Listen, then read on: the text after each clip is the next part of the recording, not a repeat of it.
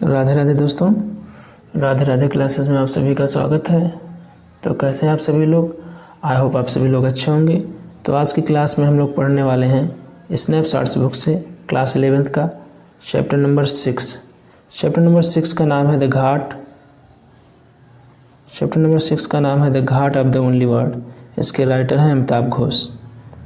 तो थोड़ा सा हम लोग सबसे पहले ब्रीफ इंट्रोडक्शन देखते हैं। A dying man and expatriate from Kashmir. एक मरता हुआ आदमी जो कि कश्मीर का प्रवासी है।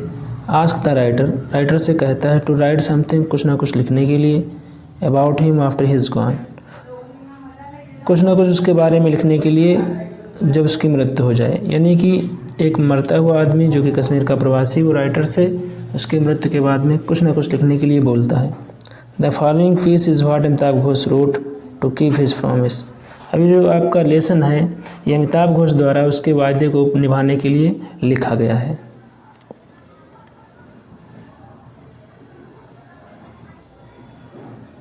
तो आइए देखते हैं द फर्स्ट टाइम द आगा शाहिद अली। अब ये जो अभी डाइंग मैन था, जो मरता हुआ आदमी था, उसका नाम है आगा Shahid Ali.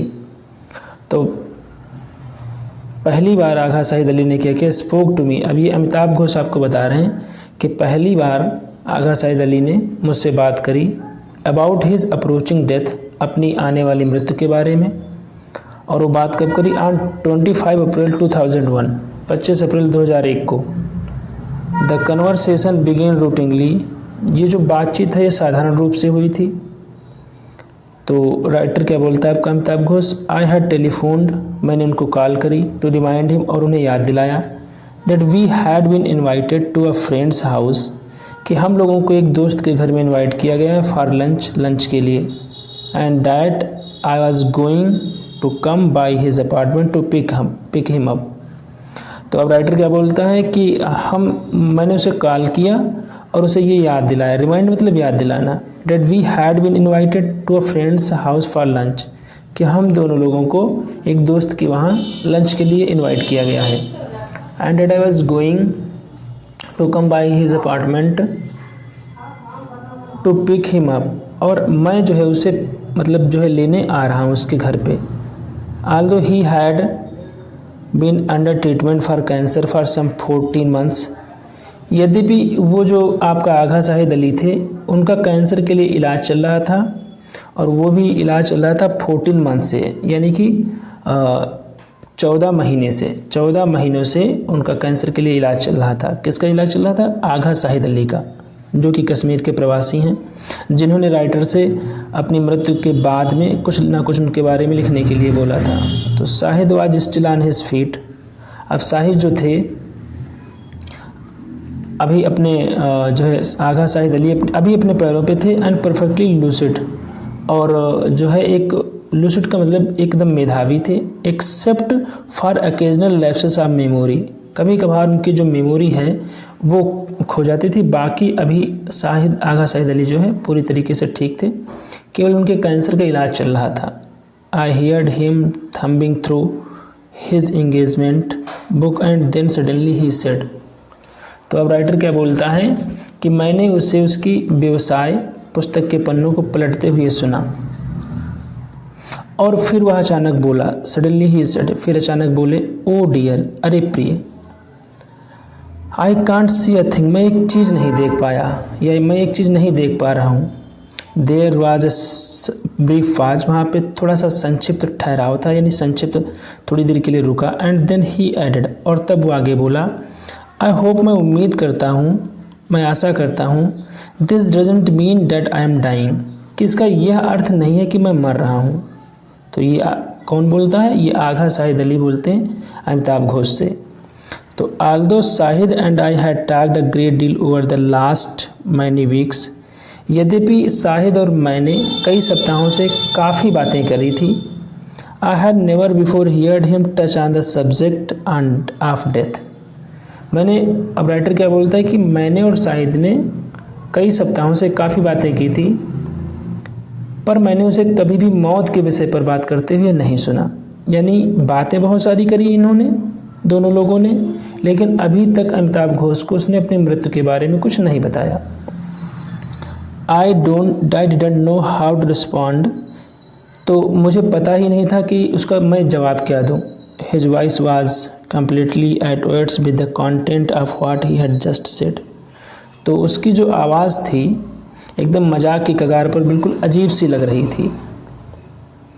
Live to the point of jocularity, यानी कि जब वो बता रहा था जो भी उसने कहा, I didn't know how to respond, मुझे नहीं पता था कि उसका उत्तर कैसे देना। His voice was completely at words with the content, तो उसकी जो आवाज़ थी वो बिल्कुल उस विषय के अनुसार उसकी आवाज़ बिल्कुल अजीब सी लग रही थी। What he had just said, जो कुछ उसने कहा था। लाइट टू पॉइंट ऑफ जोकुलरिटी, वो एकदम मजाक जैसा लग रहा था। आई ममल्ड समथिंग, मैंने भी कुछ थोड़ा सा बुदबुदाया।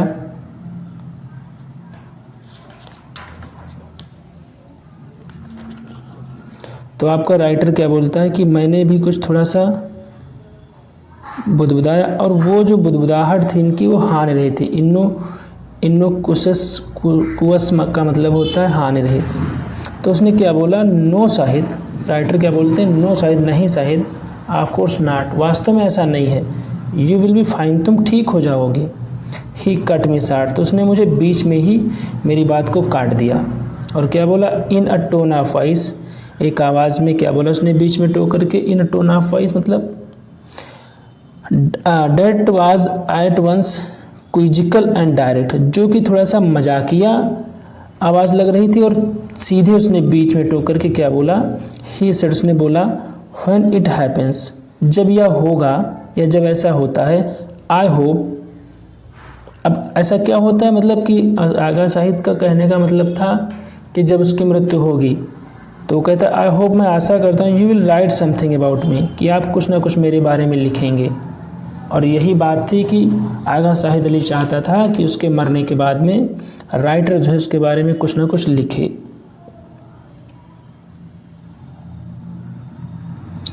तो I was shocked into silence, तो राइटर क्या बोलता, बिल्कुल शॉक्ड हो गया और चुप हो गया वो। And a long moment passed before I could bring myself to say the things that people say on such occasions. तो राइटर आपका क्या बोलता है कि आई वॉज शॉक्ड, मैं एकदम अचंभित हो गया, इनटू साइलेंस, और अचंभित होकर के मैं चुप हो गया। एंड लॉन्ग मोमेंट पास्ट, और एक जब बहुत ही लंबा समय, लंबा पल, क्षण बीत गया, तब जाकर के writer I could bring myself to say things, तब मैं कुछ कहने के लिए खुद को तैयार कर पाया। Dead people say on such occasions, जो लोग इस अवसर पर कहा करते हैं।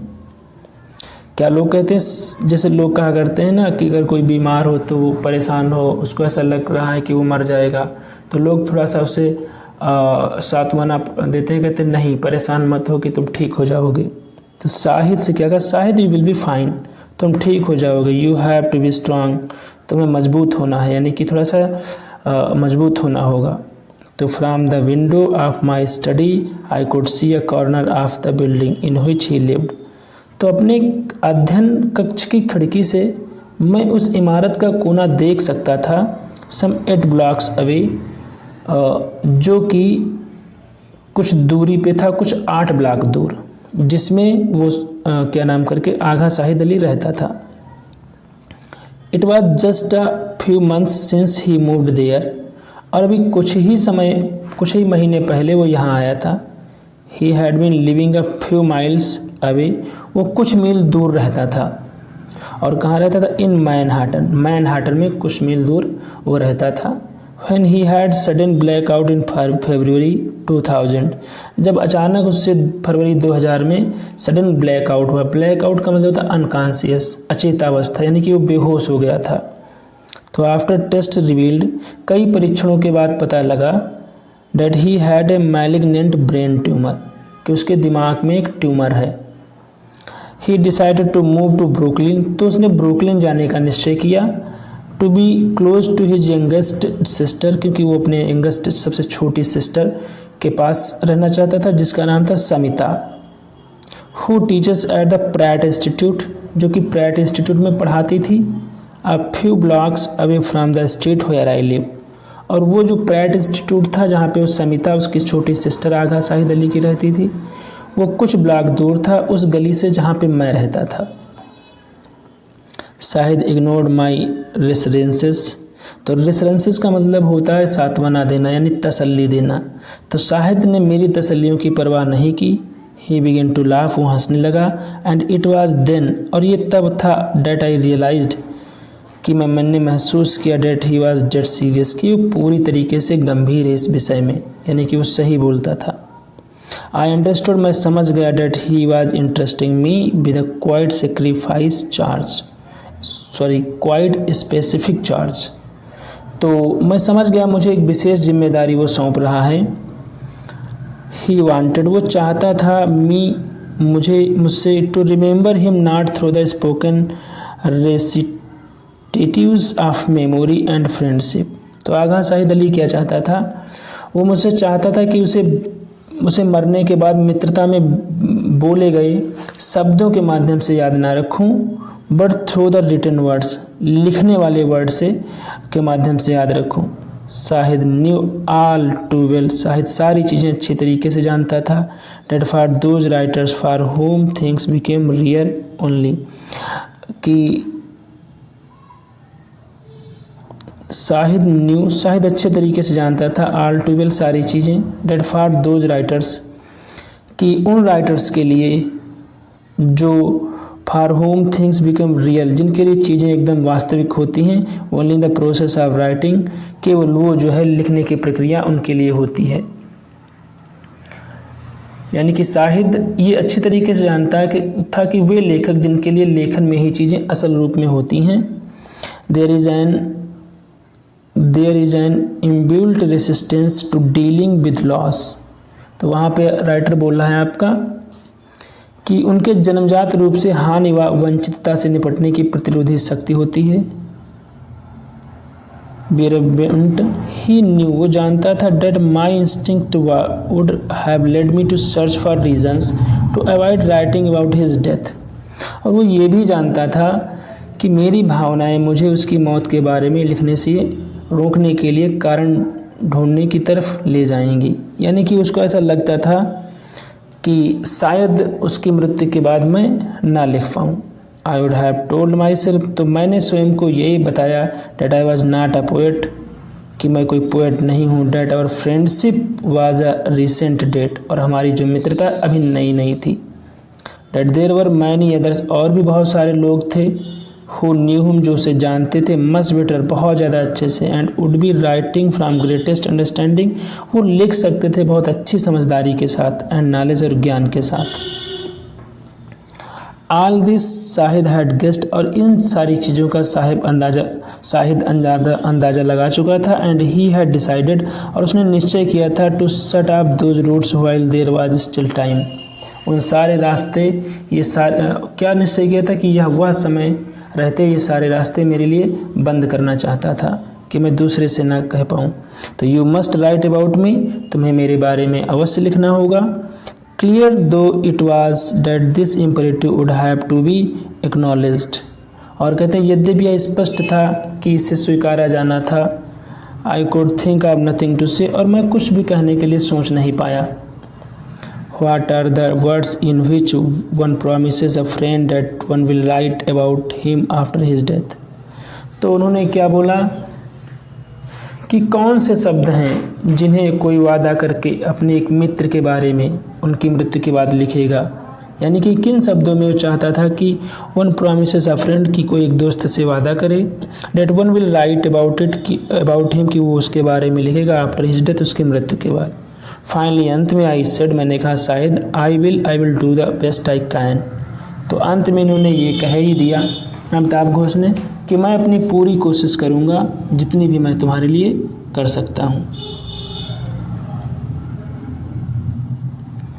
By the end of the conversation, और इस बातचीत के बाद, आई न्यू एग्जैक्टली, मुझे वास्तव में पता लगा, what I had to do, कि मुझे क्या करना था।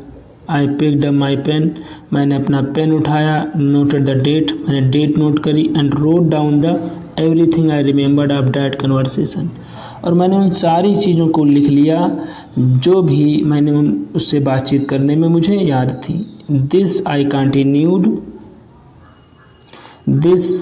Continued to do for the next few months, और इस प्रकार से ये जो है अगले कुछ महीनों तक चलता रहा। इट इज़ दिस रिकॉर्ड, ये एक रिकॉर्ड है, that has made it possible for me, जिसने मेरे लिए संभव बना दिया, to fulfil the pledge I made that way, उस प्रतिज्ञा को पूरा करने के लिए, उस वादे को पूरा करने के लिए जो मैंने उससे किया था उस दिन। I knew Shahid's work long before I met him, तो मैं जो है उससे मिलने से काफ़ी समय पहले उसे जानता था। हिज 1997 कलेक्शन, उसका जो 1997 का कलेक्शन था, the country without a post office, एक ऐसा गांव जो बिना पोस्ट ऑफिस के हो, had made a powerful impression on me, इस चीज़ का मुझ पर एक बहुत ही गहरा प्रभाव पड़ा था। His voice was like none I had ever heard before, उसकी आवाज़ ऐसी थी जो मैंने कभी भी नहीं सुनी थी। At once lyrical and fiercely disciplined, और लिरिकल मतलब एक बार काव्यात्मक और उसके साथ में फियर्सली डिसिप्लिन्ड, अत्यंत अनुशासित, एंगेज्ड एंड डीपली इनवार्ड, और साथ ही साथ व्यस्त और अंतर्मुखी, इनवार्ड मतलब अंतर्मुखी। नॉट फॉर हिम, ये उसके लिए नहीं था, mock casual,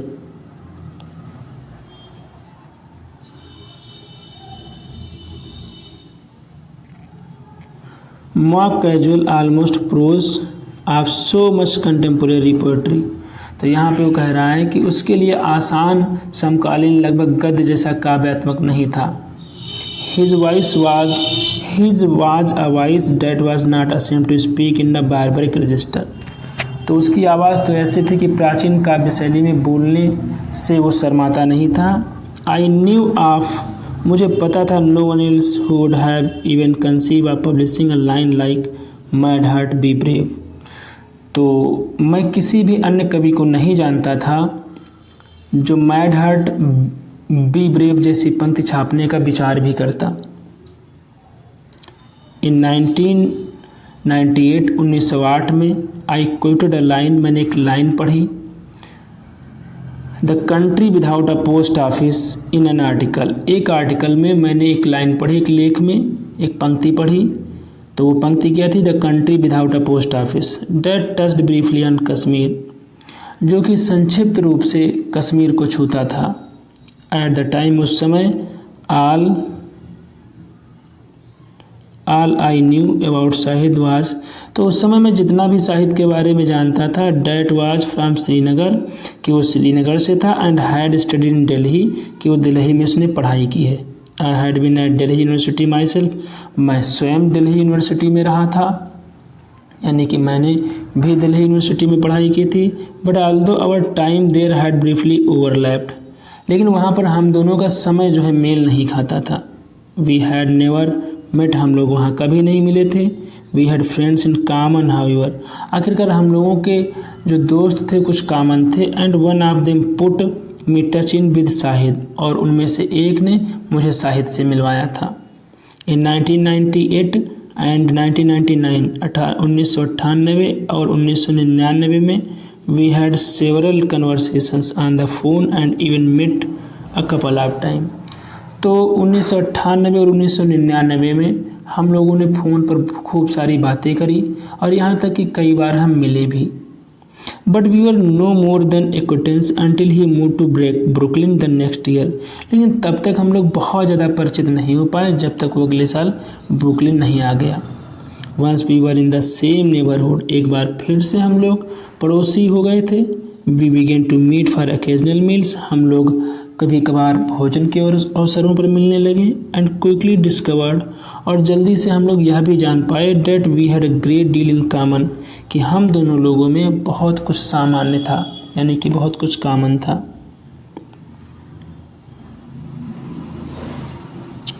bye this time of course, और इस समय तक Shahid's condition was already serious, Shahid की जो कंडीशन थी, स्थिति थी, वो बहुत गंभीर हो चुकी थी। At his illness didn't इम्पेड the progress, इनकी जो इलनेस थी वो एक इम्पेड का मतलब एक बाधा नहीं बनी हुई थी, प्रोग्रेस ऑफ आवर फ्रेंडशिप, हमारे फ्रेंडशिप की प्रोग्रेस में।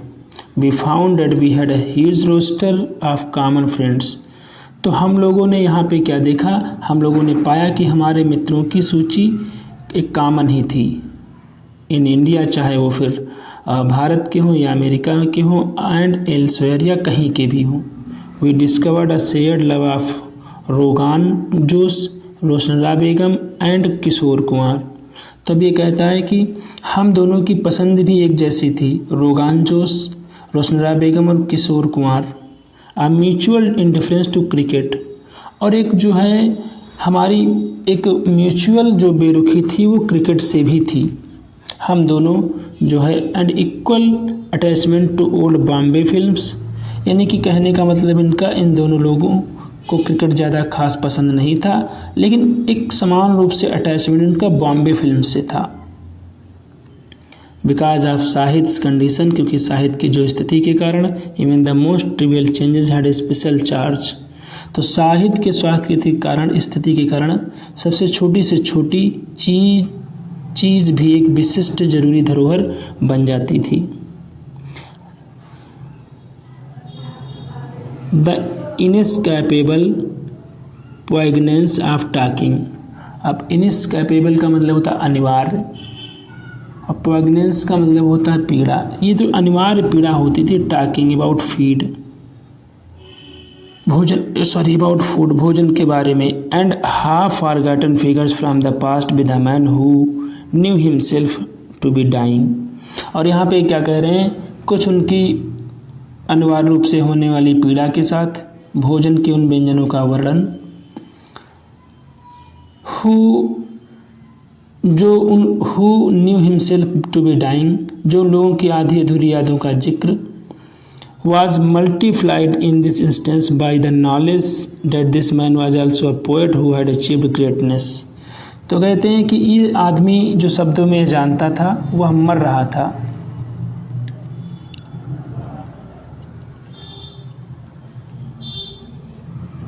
This man was also a poet, ये आदमी एक कवि भी था, हु हैड अचीव्ड ग्रेटनेस, जिसने एक महानता प्राप्त कर ली थी। Perhaps only such that I shall never know as a friend। तो राइटर बोलता है आपका अमिताभ घोष, शायद ऐसा मैं फिर कभी किसी मित्र के रूप में भी न जान पाऊँ। वन आफ्टरनून, एक दोपहर के बाद, writer Suketu Mehta who also lives in Brooklyn, एक राइटर थे जिनका नाम था सुकेतु मेहता, जो ब्रुकलिन में ही रहते थे, जॉइंड अस फॉर लंच, उन्होंने भी हमारे साथ लंच में शामिल हुए। Together we has a plan for an adda, तो हम सब लोगों ने मिलकर के एक अड्डे की एक योजना बनाई। By definition a gathering that has no agenda. तो अड्डा का मतलब क्या होता है, अगर इसे परिभाषित किया जाए तो एक जगह पर सामूहिक मिलन, यानी एक जगह पर सब लोग इकट्ठा हों जिसमें कोई कार्य या योजना शामिल ना हो।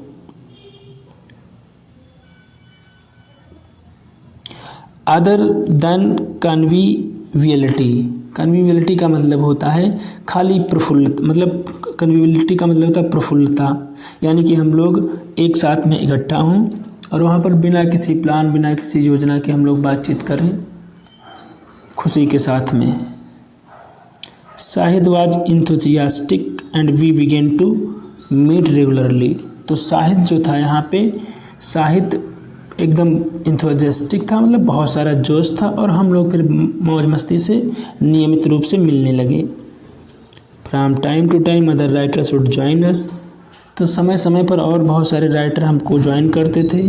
On one occasion a crew arrived with a television camera, और एक बार तो ऐसा हुआ कि एक पूरा सा ग्रुप आ गया, कैमरे के साथ में पहुंचा। Shahid was not in the least bit put out, तो शाहिद बिल्कुल भी वहाँ पे नहीं झेपा, और क्या बोला, आई एम सो सेमलेस, मैं बहुत ही बेशर्म हूँ। I just love the camera, मुझे तो कैमरा से बहुत ज़्यादा प्यार है। तो Shahid had a sorcerous ability to transmute the mundane into the magical. तो शाहिद जो था, शाहिद के पास एक जादूगर वाली क्वालिटी थी, जो ट्रांसम्यूट का मतलब चेंज कर देती थी, द मुंडन का मतलब होता है वास्तविक चीज़ों को, इनटू द मैजिकल जादुई चीज़ों में। Once I accompanied Iqbal his brother, एक बार तो मैं उसके भाई इकबाल के साथ में जो है गया, एंड हेना, और हेना हिज सिस्टर उसकी बहन थी, on a trip to fetch him home from hospital, यानी कि उसे हॉस्पिटल से घर लाने के लिए। तो मैं उसके भाई इकबाल और उसकी बहन हिना के साथ में हॉस्पिटल गया। दिस वाज ऑन 21 मई, और ये कब का समय था? 21 मई का समय था, यानी कि 21 मई को ये शाहिद के भाई इकबाल और उसकी बहन हिना के साथ हॉस्पिटल गए उसको लाने के लिए। By that time he had already been through several unsuccessful operation, और उस समय तक की बहुत सारे अनेक असफल ऑपरेशन उसके हो चुके थे। Now he was back in hospital to undergo a surgical procedure that was intended to relieve the pressure on his brain. तो उस समय तक की बहुत सारे ऑपरेशन हो रहे थे, लेकिन उसके बाद में उसे पुनः हॉस्पिटल में लाया गया ताकि उसके मस्तिष्क पर दबाव को कम करने के लिए कुछ और शल्य क्रिया की जाए, यानी कि और उसका इलाज किया जाए। His head was shaved and the shape of the tumor was visible upon his bare scalp। तो उसका जो सिर था वो मुड़वा दिया गया और उसकी नंगी खोपड़ी पर ट्यूमर एकदम धात्विक रंगों द्वारा स्पष्ट नजर आता था। Its edges outlined by metal sutures। Its edges मतलब इसके जो किनारे थे, sutures मतलब टाँके, वो बिल्कुल एकदम साफ चमक रहे थे, मेटल जैसे, धातुओं जैसे एकदम। When it was time to leave the ward, blue uniformed hospital escort arrived with a wheelchair। तो अब ये कहते हैं जब वार्ड को त्यागने का समय आया तो नीली वर्दी में अस्पताल का सहायक व्हील चेयर लेकर के पहुंचा। Shahid waived him away, Sahib ने दूर से उसे हाथ हिलाया, यानी कि हाथ हिला करके वापस भेज दिया। Declaring that he was strong enough to walk out of the hospital on his own, और ये बताते हुए कि वो पर्याप्त मजबूत है पैदल चलने के लिए हॉस्पिटल में खुद स्वयं। मतलब आप देख सकते हैं कि साहिब के अंदर कितनी दृढ़ इच्छा थी, बीमार होने के बावजूद भी वो अभी बता रहा है कि वो इतना स्वस्थ है कि वो अस्पताल में जो है बिना व्हील चेयर के चल सकता है। But he was groggier than he had thought, लेकिन वो ग्रोगियर का मतलब होता है वो ज़्यादा नशे में था। देन ही थॉट, जितना उसने सोचा। And his knees buckled after no more than a few steps, और उसके जो घुटने थे वो एकदम मुड़े जा रहे थे और वो आगे बहुत ज़्यादा नहीं चल पाया। Iqbal was running off to bring him back to wheelchair, तो इकबाल दौड़ करके गए वापस, व्हील चेयर को वापस लाने के लिए दौड़े। While the rest of the us stood in the corridor, जबकि हम लोग जो है कॉरिडोर में उसे सीधा पकड़े रहे। होल्डिंग अप हिम राइट, यानी कि जब इकबाल व्हील चेयर लेने के लिए व्हील चेयर के लिए दौड़ करके गया तो हम लोग शाहिद को अस्पताल में वहीं पे कॉरिडोर में सीधे पकड़ करके खड़े रहे। एट दैट मोमेंट, उस क्षण, leaning against the chairless hospital wall a kind of rapture descended on Shahid. तो उस समय अस्पताल की दीवार से झुके हुए उदास एक अजीब प्रकार की हंसी शाहिद को आई। When the hospital orderly returned with the wheelchair, Shahid gave him a beaming smile and asked where he was from। तो क्या कहता है, जब अस्पताल के आदेश पर व्हीलचेयर वापस लौटी तो शाहिद ने मुस्कुरा करके पूछा कि वह कहाँ से था। तो व्यक्ति ने बोला इक्वाडोर। द मैन सेड, वो आदमी क्या बोला कि इक्वाडोर से है वो।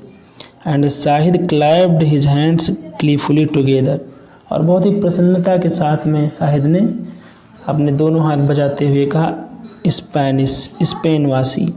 ही क्राइड, वो चिल्लाया।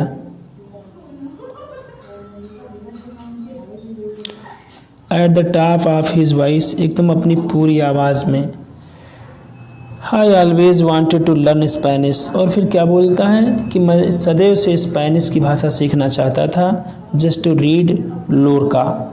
लोरका मतलब एक स्पेनिश कवि को पढ़ सकूं, यानी कि शाहिद की ये भी इच्छा थी कि वो स्पेनिश लैंग्वेज सीख सके जिससे कि लोरका नाम के स्पेनिश कवि को पढ़ सके। तो शाहिद्स ग्रेगेरियसनेस हैड नो लिमिट, तो शाहिद की जो ये सामाजिकता थी, ग्रेगेरियसनेस का मतलब होता है ग्रुपिंग, मतलब सबके साथ में रहना, इसकी कोई सीमा ही नहीं थी। There was never an evening, ऐसी कोई शाम नहीं होती थी when there was not party in his living room, जब उसके लिविंग रूम में कोई पार्टी ना हो। I love it that so many people are here, he told me once. तो उसने मुझे एक बार बताया कि मुझे बहुत ज़्यादा अच्छा लगता है जब सारे लोग यहाँ पे एकत्रित होते हैं। I love it that people come and there is always food. कहता है साहिब ने कहा कि मुझे बहुत अच्छा लगता है, मुझे बहुत ज़्यादा लगाव है कि बहुत सारे लोग आएँ और ये खाना पीना होता रहे। I love this spirit of festivity. और मुझे इस उत्सवी माहौल से बहुत ज़्यादा प्यार है। It means that I don't have time to be depressed. और इसका अर्थ सिर्फ सीधा ये है कि मेरे पास निराश होने का समय ही नहीं था। His apartment was spacious and airly split level on the 7th floor of newly renovated building. उसका अपार्टमेंट विस्तृत व हवादार था।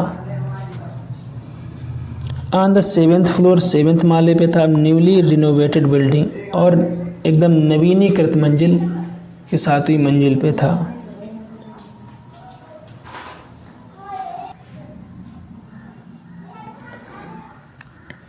There was a cavernous study on the top floor and a wide terrace that provided a magnificent view of the Manhattan skyline. अब शाहिद क्या बोलता है कि जहाँ पे इसका जो घर था उसके सबसे ऊपरी मंजिल पर एक गुफा नुमा अध्ययन कक्ष था, यानी कि केवरनेस का मतलब होता है गुफा नुमा। फिर क्या बोलता है, on the top floor at wide terrace, और उसकी जो एक विस्तृत चौरस छत थी, यानी कि चौड़ी छत थी जो, तो उसे मैनहट्टन की पूर्व नदी के पार आकाश का एक सुंदर सा नज़ारा दिखाई पड़ता था। प्रोवाइडेड अ मैग्निफिसेंट व्यू, एक शानदार नज़ारा दिखता था मैनहट्टन स्काईलाइन, मैनहट्टन में आकाश का, जो था आपका अक्रॉस द ईस्ट रिवर, यानी कि पूर्वी नदी पर। Shahid love this view of Brooklyn, तो शाहिद को ये नज़ारा बहुत अच्छा लगता था, बहुत ज़्यादा उसे पसंद करता था।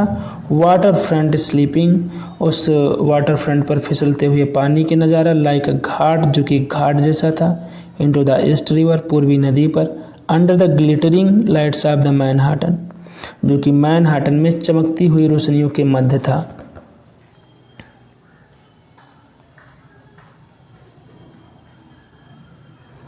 The journey from the foyer of Shahid's building to his door was a voyage between continents. तो शाहिद की इमारत के दालान बैठक से लेकर उसके दरवाजे तक की यात्रा जो थी वो मानो महाद्वीपों के बीच थी, यानी कि शाहिद का जो घर बना हुआ था वहाँ पर बैठ कर के दरवाजे पर आप लोग ऐसा देखते कि जैसे महाद्वीपों की यात्रा है। On the way of the rich fragrance of rogan जोश, और वहीं बीच में आपको सबसे पहले रोगान जोश की घनी महक दिखाई पड़ती है। And hawk would invade the door, और हॉक लोग जो थे, हॉक इस महक में शामिल होता। Grey interior of the elevator, और उसके बाद में लिफ्ट के अंदर के अंधियारों से, against the background of the songs, जो उन गानों की धुनों की आवाज़ होती थी, एंड वॉइसेस, आवाज़ें होती थी, that were always echoing out of his apartment, जो कि उसके घर के बाहर हमेशा गूंजती रहती थी। Even the ringing of the doorbell had an oddly musical sound, यहाँ तक कि जो उसके घर के द्वार की घंटी थी, घंटी की जो आवाज़ थी वो भी एक संगीतमय आवाज़ थी।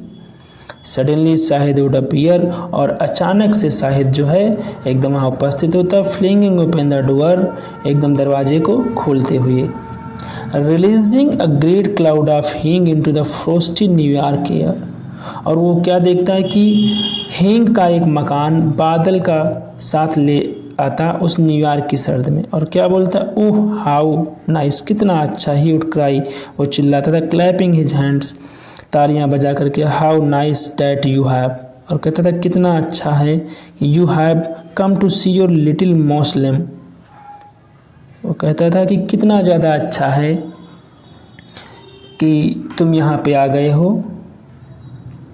इनवेरिएबली, बहुत ही अजीब तरीके से या विभिन्न रूप से, there would be some half dozen more people gathered inside, तो कुछ आधा दर्जन लोग वहाँ पर जो है इकट्ठा हुए थे। और कौन थे लोग, poets, students, writers' relatives, and in the kitchen someone would always be cooking or making tea. और शायद वहाँ पे कोई ऐसा जो खाना पका रहा होता है या चाय बना रहा होता, almost to the very end, even as his life was being consumed by his disease. तो लगभग अंत तक जबकि उसकी बीमारी उसके जीवन को खाए जा रही थी, he was the centre of a परपीचुअल carnival, तो वो उन उत्सवों का बराबर केंद्र बना रहा। परपीचुअल मतलब लगातार, कार्निवल मतलब उत्सव, and endless Mela of talk, और एक असीमित जो है अंतहीन बातों का मेला बना रहा। लाफ्टर हंसी का, food end of course poetry, और पोइट्री का भी लगातार ये केंद्र बना रहा, यानी कि बराबर ये हंसता रहता था। उसके चेहरे पर कभी दुख भी नहीं दिखाई पड़ता था। No matter how many people there were, कोई उसे फ़र्क नहीं पड़ता था कि कितने लोग यहाँ पे हैं। Shahid was never so distracted as to lose track of the progress of the evening's meal. Shahid जो था कभी भी शाम के खाने की प्रगति की राह को छोड़ने में इतना व्याकुल कभी न होता था। फ्रॉम टाइम टू टाइम, समय समय पर he would interrupt himself to shout, वो एकदम चिल्ला करके खुद को डिस्टर्ब कर देता था। Direction to who your was in the kitchen, कि किचन में कौन है। यस, हाँ, now add the dahi now, अब उसमें क्या बोलता था ऊंची आवाज़ में रसोई घर में काम करते हुए सज्जन को कि अब दही डालो। Even when his eyesight was failing, जबकि उसकी आँखों की रोशनी समाप्त हो रही थी। He could tell from the smell, वो केवल महक से ही बता देता था एग्जैक्टली व्हिच स्टेज द रोगान जोश हैड रीच्ड, कि कहाँ तक की रोगान जोश स्थिति किस स्थिति में पहुँचा है। And when things went exactly as they should, और बिल्कुल चीज़ें वैसे ही प्रतीत होती थी जैसा वो चाहता था।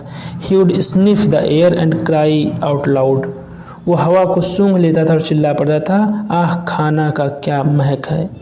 क्या बोलता था? अरे खाने की क्या महक है।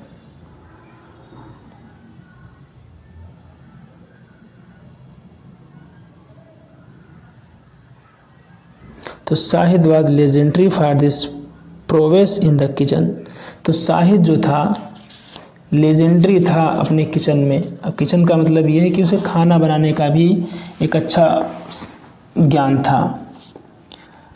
Frequently spending days over the planning and preparation of dinner party, प्रायः वो जो है रात में भोजन बनाने की योजना व फिर से तैयार करने में कई दिन बिता देता था। It was through one such party, और कहता था यह ऐसी एक पार्टी के दौरान, given while he was in Arizona, जब वो एरिज़ोना में था। ही मेट जेम्स मैरिल, तो जेम्स मैरिल से मिला। द पोएट, ये पोएट थे, who was to radically alter the direction of his poetry, तो जो जेम्स मैरिल थे वो एकदम से अपने काव्य की उन्होंने दिशा ही बदल दी थी। It was after this encounter that he began to experiment with strict metrical pattern and words forms, और ये कब हुआ था? ये उससे मिलने के बाद हुआ जब वह कठोर काव्य शैली के साथ प्रयोग करने लगे। No one had a greater influence on the Shahid poetry than James Merrill, तो यहाँ पे अब क्या कहा जा रहा है कि जेम्स मैरिल के अलावा और किसी का प्रभाव शाहिद की कविताओं पर देखने को नहीं मिलता। इंडीड, वास्तव में, इन द पोयम में, in which he most explicitly prefigured his own death, और क्या बताया जा रहा है कि वास्तव में एक कविता जिसमें उसने अपनी मृत्यु का स्पष्टता पूर्वाभास हो जाता है। तो क्या कहता है? आई ड्रीम, मैं सपना देखता हूँ, I am at the Ghat of the only world, कि मैं एक जो है घाट के किनारे पर बैठा हुआ हूँ।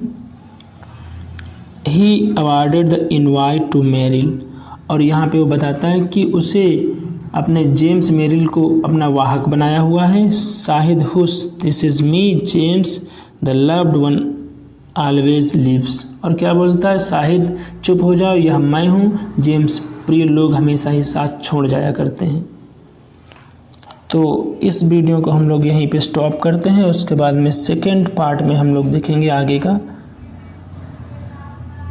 तो तब इतना आप लोगों को समझ में आया होगा कि किस प्रकार से शाहिद को अपनी मृत्यु का आभास हो गया था, क्योंकि उसे कैंसर था, लेकिन फिर भी ये जान लेने के बाद कि वो मरने वाला है, कभी भी उसने दुख व्यक्त नहीं किया।